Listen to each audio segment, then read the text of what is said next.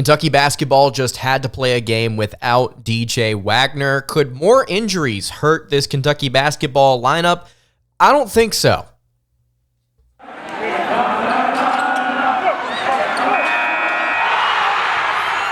You are Locked On Kentucky, your daily podcast on the Kentucky Wildcats. Part of the Locked On Podcast Network, your team every day. All right, what's going on, Big Blue Nation? Welcome on into Locked On Kentucky, your daily Kentucky Wildcats podcast. I'm your host, Lance Dawe, writer for Sports Illustrated for various SEC-related things. But on this podcast, we take a dive into all things Kentucky athletics. Today's episode is brought to you by FanDuel. You can make every moment more, and right now, new customers get $150 in bonus bets with any winning $5 moneyline bet. That's $150 if your team wins. You can visit FanDuel.com/LockedOn to get started. On today's episode of Locked On Kentucky, we have a number of listener questions to get to. Going to talk about DJ Wagner not being in the lineup, going to talk about the lineup with 7-footers, and then going to talk about who leaves the starting lineup when Aaron Bradshaw comes back. Thank you so much for making Locked On Kentucky your first listen every single day. Want to remind everyone out there that we are free and available on all platforms. If you are watching on YouTube, would really appreciate it if you subscribed to the show. If you're listening on podcast, I would really appreciate it if you subscribed there as well. So let's go ahead and get into it, answering your questions on today's episode of Locked On Kentucky. First question comes from Brandon88XXX. He says, my question is, now with 4 players injured, could we face a chemistry issue? Bradshaw coming back, but no Wagner. Wagner coming back, but then the lineups get a bit clumpy. I just wish we knew why we are the most injured team in basketball, because I fear chemistry could start becoming an issue if we don't get to 100% health quicker rather than later. So you look at Kentucky right now and the players that they have out. Let's count them up. Right now, DJ Wagner, I'm pre-recording this episode before the UNC Wilmington game. I want to be clear. Most of the episodes for the first week of December are going to be pre-recorded because I'm going to be out of town with surgery. So I've not gotten a chance to see the way Kentucky has operated against UNC Wilmington without DJ Wagner out there, period. So Wagner not going to be good to go for this game against UNC Wilmington. And then you have Zvonimir Ivisic not cleared by the NCAA. We've talked about him already on a recent episode. And then Aaron Bradshaw coming back. Ugonna Onyenso is not healthy. So Bradshaw is coming back. So we've got 3 players injured / ineligible right now. And you've got your 1 7-footer coming back, which we will discuss here in just a minute. But Brandon asking here, is this a chemistry issue for Kentucky? I think you have to go and look at the Miami game to get your answer, which I think is a resounding no. You look at Miami as a team, top 10 team in the country, really mature, very experienced. Kentucky without Wagner for the majority of that game with Reed Sheppard and Rob Dillingham splitting duties at the point. The Wildcats took it to them. They destroyed Miami in that second half. I think the chemistry, the ball movement, specifically on offense, and then the defense that you have at the guard position, alongside the other players you have in this rotation, does not face a chemistry problem. Let's start here with the offense. Like I just said, there was a stretch there between the end of the first half against the Hurricanes and then into the second half where Kentucky made 18 of 20 shots from the floor. Now, you are not going to be able to replicate that for the rest of the season, I don't think. If Kentucky does, then I'll be shocked. Your offense is not dependent, chemistry-wise, on one player. All players get involved in this offense. Justin Edwards gets involved. Trey Mitchell gets involved. Adu Thiero gets his shots. Rob Dillingham and Reed Sheppard and Antonio Reeves certainly get theirs. But everybody does a really good job of distributing the basketball from the top down. Trey Mitchell is averaging 4.5 assists per game right now. Rob Dillingham, excellent off the bench, had 9 assists to no turnovers in that game against Miami. Reed Sheppard, very solid distributing the basketball. The only player that doesn't do it a ton, because it's not necessarily his role, is Antonio Reeves. But even he throws passes that lead to other passes that lead to assists. So this team, I think, offensively does not face a chemistry issue without Wagner in the lineup. I think that they're going to be fine. I think they are going to continue to score points. Do they score as many points as they have here over these first 7 or 8 games, averaging over 90 a game pretty much? I don't think so. I think Kentucky starts to kind of wind things down, and that department, as they're, especially during SEC play, absolutely during SEC play. But I still think they're going to be a very, very, very strong offense. And Wagner's departure sucks, let's be clear, because Wagner is a good player. But I don't think it harms their chemistry on offense. Look at what Kentucky's doing on defense right now and tell me what they need. I've not gotten to see Aaron Bradshaw play against UNC Wilmington. I don't even know if he plays it at all, or a ton, rather, I should say. I don't even know if he even plays more than like 8 or 9 minutes. But the Wildcats need more length on defense. That's simple.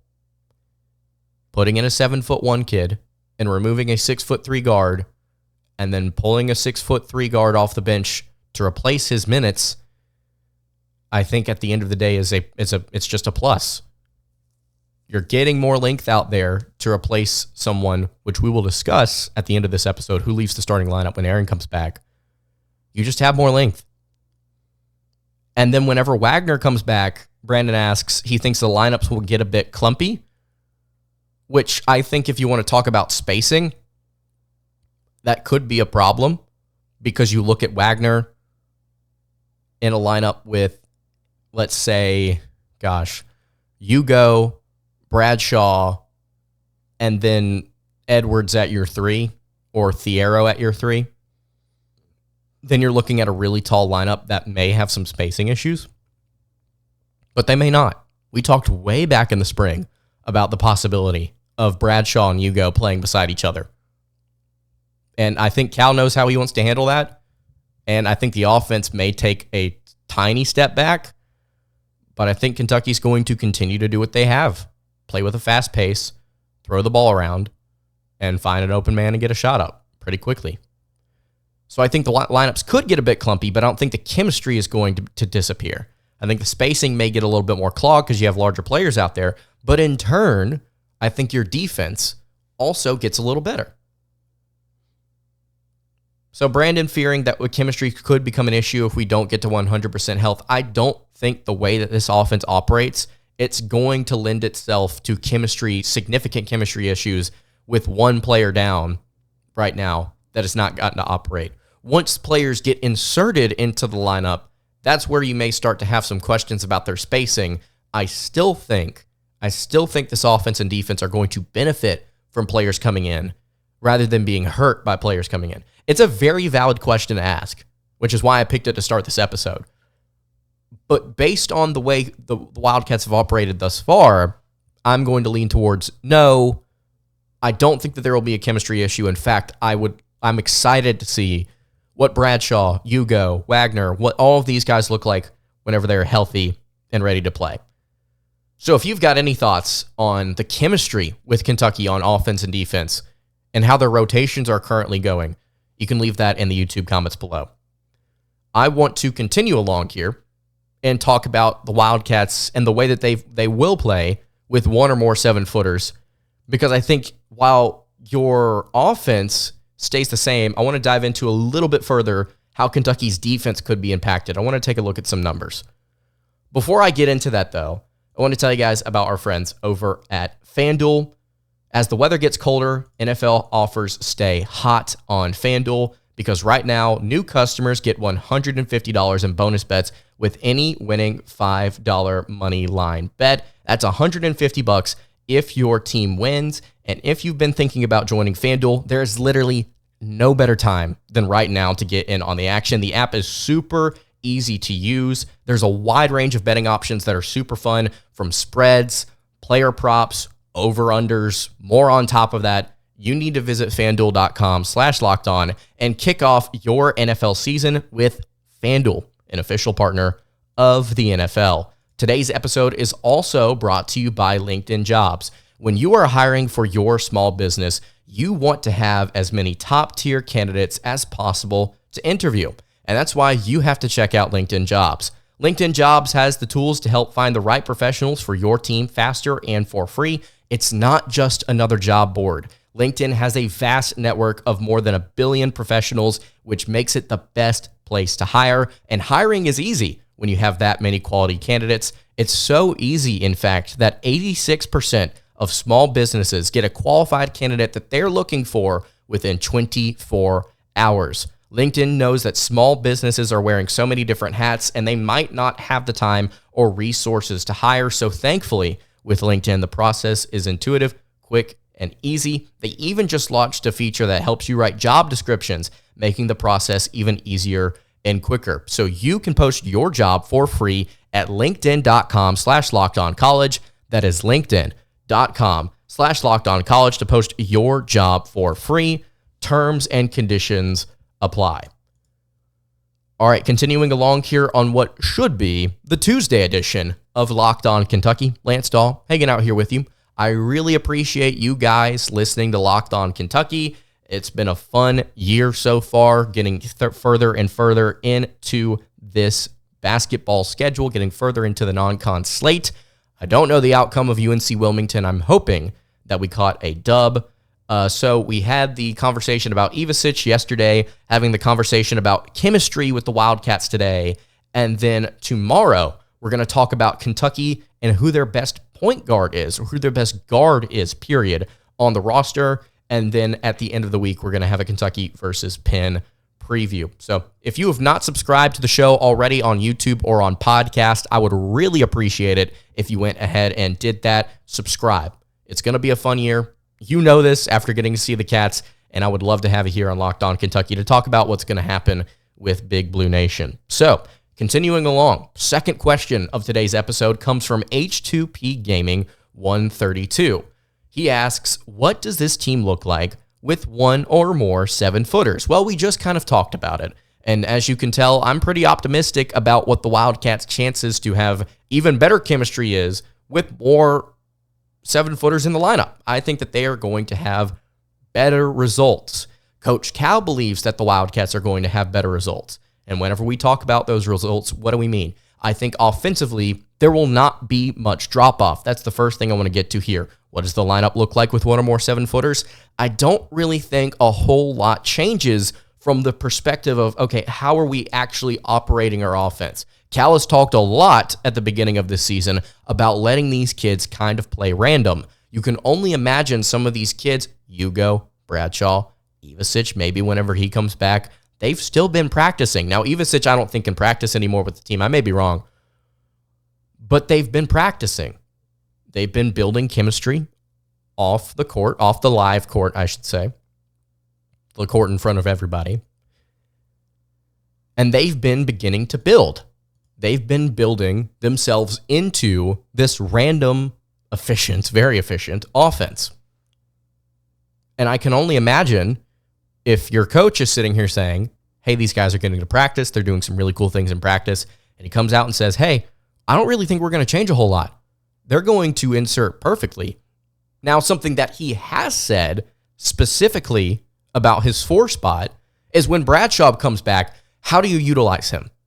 Do you post him up more often? Do you pull him out or put him in there for Trey Mitchell at the 5? Even though Trey Mitchell's been fine, why would you do that? I think that you start to see, in terms of pacing, maybe some different things that you do down low. I know that Trey Mitchell has done a really good job of getting the ball on the block, working his way into the paint and then pulling up for like this fadeaway shot that he hits pretty consistently. But Kentucky, I don't think, has been able to get somebody in there that can post up, actually work a man down, and then finish directly at the rim, lay the ball up and in, or dunk it. Aaron Bradshaw, I think, can do that. Hugo can definitely do that. Ivisic, I'm unsure about, but because of his frame, you'd like to think that he has the ability to possibly do it. But I think Bradshaw and Hugo are your best options here. When you get those guys back, pacing-wise, you will see Kentucky continue to do the same things. Work the ball around, find an open shot, or find a way to drive it into the lane. but you'll also see them work the ball into the post, work the ball around to get a post touch so that Bradshaw or Onyenso can go to work. Similar to what you've seen Trey Mitchell do, except you're going to see them be, I think, a little bit more aggressive and physical in the way that they want to score the basket in the paint. You'll see more consistent finishes at the rim, I think. But even if you don't, if you see those guys continue to do what Mitchell has done, which is kind of pull away, finish away from the rim, not necessarily back it all the way down directly to the rim, and they're able to kind of put up a little bit of a floater right there at the edge of the paint on the block or whatever it may be, you're still going to see the pace. You're still going to see those guys also get involved in the passing game. Not a whole lot, I think changes. And on top of this, you get a little bit of versatility with one of these guys. Two of them, if Ivisic is able to come play, which I don't think he will. You get some versatility with Aaron Bradshaw because he can do things that Mitchell can as well. He can also pop out to the three-point line, stand or work into a set where he stands in the corner in a catch-and-shoot situation. He can shoot from the top of the key. He can do some different pick-and-pop type of stuff. There are different ways that you can get Aaron Bradshaw involved in the offense away from the basket, and it's going to terrify opposing defenses, especially if you can get Mitchell and Bradshaw out on the court at the same time. I think that 7-footers being added to this lineup only makes Kentucky stronger. And there are a lot of questions about how this offense is going to operate. And I'm laying it out here how I think Kentucky's going to be able to do it, and I think they're still going to be fine. Now, will Bradshaw hit, statistically, will he hit as many shots as some of these other players are? I don't know. I don't think everybody on this team is going to be shooting 55+% and then knocking down threes at an insanely high rate. It's just not possible. So Bradshaw may be less efficient, but I think he can still hit the shots. So it's obvious, I think, what happens on defense here when more 7-footers are added into the lineup. Take a look at some of these numbers, and this is what I wanted to talk about. Right now, Kentucky adjusted efficiency on defense is 56th nationally. The effective field goal percentage for opponents is 48.1%. That's 121st nationally. So that's above average. It's not good, but it's above average. Your offensive rebound percentage allowed is 116th. So again, good, but not great. Your block percentage and your steal percentage are top 40 and top 20 nationally. And then your 2-point percentage is 117th. So basically what I just ran through there is a lot of different numbers that are in the 120s to 110s that are just kind of average but not good. And then you're good at creating blocks and steals. I think when you have more 7-footers in the lineup, you will see your adjusted efficiency go up. I don't think significantly. I think you'll climb, and I think you'll definitely climb as SEC play goes along because it's gonna be a rough physical slate. You're going to need to play more physical defense with these 7-footers. Your adjusted efficiency will go up. I think the effective field goal percentage will go down. I think that your 2-point percentage defense will go down as well, and your ranking nationally will go up. And then I think your block percentage will increase. And then your steal percentage, I think also in turn, will slightly increase. You're really looking at Kentucky clamping down on what happens inside the arc. Because here's the thing. I talked about a little bit ago about Kentucky's length on defense. If you get longer people in the lineup, you're going to have an easier time covering the half court. You just simply are. Now, teaching those guys to move and teaching those guys to communicate and to get into their spots and not break down on individual matchups is going to be a little difficult. But if you can force teams to the outside, which a lot of teams right now on Kentucky score the majority of their points again from outside the arc, 36.2%. That's how many points per game come from beyond the arc for opponents. That is top 40. That's extremely high. If you can force them outside and you can force them to shoot a slightly less percentage than what they are currently, which is 32.3, you're going to have a good defense. force them to the outside, and make them shoot over the top of this taller defense. I think there are going to be a lot of teams in the SEC that will have cold nights and struggle against that. Now, you have to have the conversation about man versus zone as well here. And again, this goes back to what I was saying a second ago. How often can you put out a Bradshaw or a Mitchell or an Ivasic if he even comes back? And can you put him on a more versatile, more fluid power forward and say, okay, guard him at the perimeter? I don't know. We've not gotten to see these guys play. But my anticipation, based on the way that players are talking about these guys, based on the way that coaches are talking about these guys, Kentucky will be able to do it to an extent. So I think your defense inside the arc gets better. You can force opponents to shoot outside the arc. And I think that with your length on defense, it will make their percentages drop, and it will make your defense more efficient as a whole.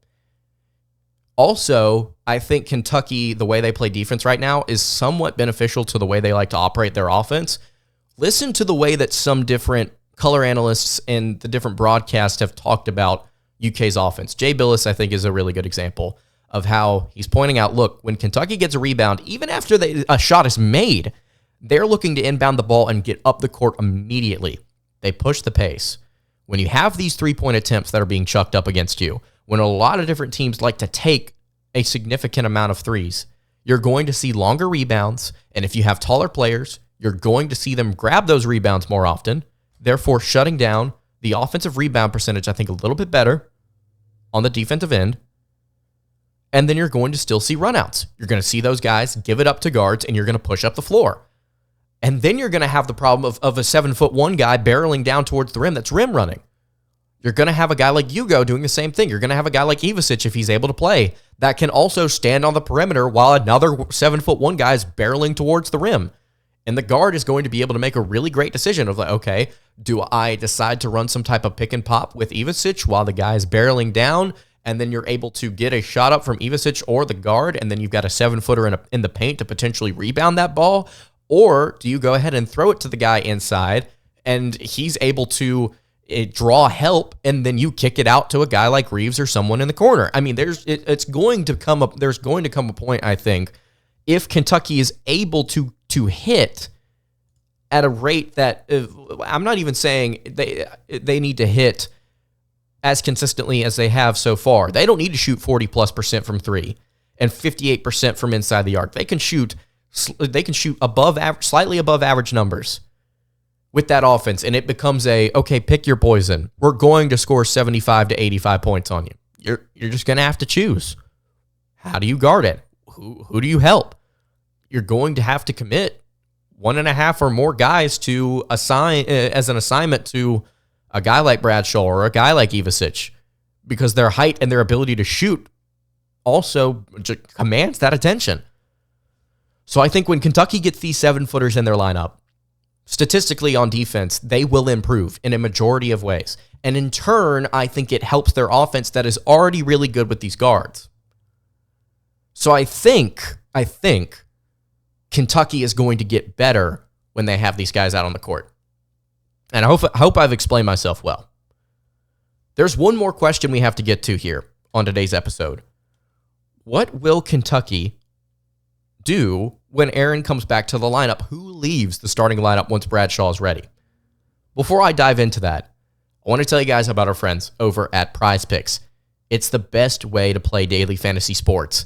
It's you against the numbers, and it's extremely simple. I myself have been using Prize Picks quite a bit recently. I can make my picks, submit my entry in less than a minute. They've got really quick withdrawals, super easy gameplay, and an enormous selection of players and stat types that you can choose from. With basketball season here, you can now pick combo projections across both football and basketball from the Specials League. It's a league created specifically for combo projections that includes 2 or more players from different sports or leagues. So for example, you could take LeBron James and Travis Kelce at a plus 10 or at a 10.5 combo of 3-pointers made and receptions. So if both of them combine to go for more than 10.5 3-pointers made and receptions, then that would be awesome if you decided to choose that. You can go to prizepicks.com/lockedoncollege and use code LockedOnCollege for a first deposit match up to $100. Again, prizepicks.com/LockedOnCollege. Use code LockedOnCollege. First deposit match up to $100. Prize Picks. Daily fantasy sports made easy. All right, wrapping up the Tuesday edition of Locked On Kentucky. Lance Dawe hanging out here with you. So we are continuing to answer your questions. We asked, could more injuries hurt Kentucky's chemistry? What does the team look like with one or more 7-footers? And now, who leaves the starting lineup when Aaron Bradshaw comes back? Now, I don't think Aaron Bradshaw is starting for Kentucky against UNC Wilmington. I'm recording this before that game happens, so I could end up being wrong. But I think that the Wildcats will at some point insert him into this rotation. I think because you have two different players that you could take out. It's either Dawe Thiero or Trey Mitchell. Those are your options. And I don't think, based on the way that Cal has talked about it, at least right now, I don't think they want to take Trey Mitchell out of this lineup. I think he does a lot of really good things for UK. And on top of that, on top of the versatility, the shooting, the passing, the finishing, and then the defense, which has been good for Mitchell, I think. You don't want to take him out of his position. Not only do I think that you don't want to take him out of the lineup, I don't think you push him up to the 4. Cal talked about that. He's like, why would we get him out of the center position? He plays great there. We like him there. Bradshaw also, earlier in the spring, talked about how he wanted to play power forward. And Cal said, yep, he's going to play the 4. So I think naturally, your guess here, if you have to make a guess of who leaves the starting lineup when Aaron comes back, and by the way, this question is also from Brandon88XXX. I think that it has to be Thiero that takes a step out. Now, let me be clear here. I think the way Thiero has played to begin the year has been great. I think he's played really well. He's fit his role. He's been a really good rebounder, and he's been an aggressor, finishing at the rim and then playing at the rim on defense. Although there haven't been a ton of great moments on defense, I will say, I think that his offensive game looks solid. It looks solid for the role that he needs to play for UK. But if you have a 7'1" guy that can shoot the 3 and play better defense, I think if Bradshaw plays well, he will find himself in the starting lineup at some point. And then whenever you get Hugo back, I think Hugo comes off the bench. I think he comes off the bench for Mitchell. And then when Ivicic, if he does play, I think he's behind Hugo. I think he's behind Hugo or at that power forward spot, which is weird to say. But I think when Aaron Bradshaw returns to this team, when he's capable and ready to play in the starting lineup, if Cal wants to make that switch, I think it will be Thiero. If he makes that switch. Not when, but if Cal makes that switch. Because I don't know if Cal's like, you know what? I like the way that Thiero starts out games for us. I like to get him early touches. I think that he's aggressive coming out the gate. I like that style early. I say we keep Bradshaw on the bench and we roll Tide.